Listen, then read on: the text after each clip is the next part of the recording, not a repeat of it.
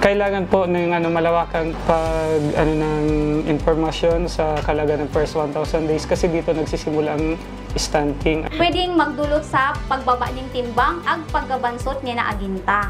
To address this, the Philippine government has been responsive, setting up the Philippine Multisectoral Nutrition Project.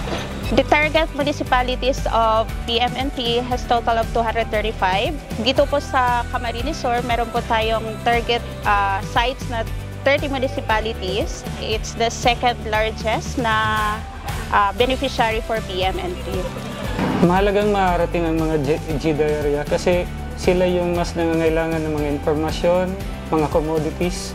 Kasi kung wala nito, pwedeng di nila malaman kung gaano ka-importansya ang tungkol sa first 1,000 days. At kung hindi mararating ng mga BNS yun, hindi namin malalaman kung gaano kadami ang mga malnourished na mga bata doon sa mga GIDA. But what we want to achieve as well for PMNP is for us to be able to have that coordinated approach when it comes to holistic nutrition and health programming.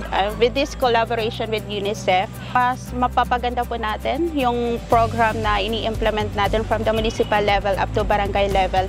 And mas madami po tayong maaabot with the services po. Kung pagtulong ng DOH na malagyan ng HRH kada barangay, malaking tulong po yun. Yung sa National Nutrition Council naman po, nagbibigay sila ng mga IEC material, minsan po may mga RUTF.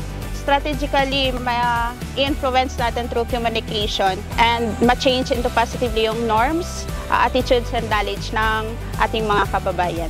Especially po with those in far-flung communities.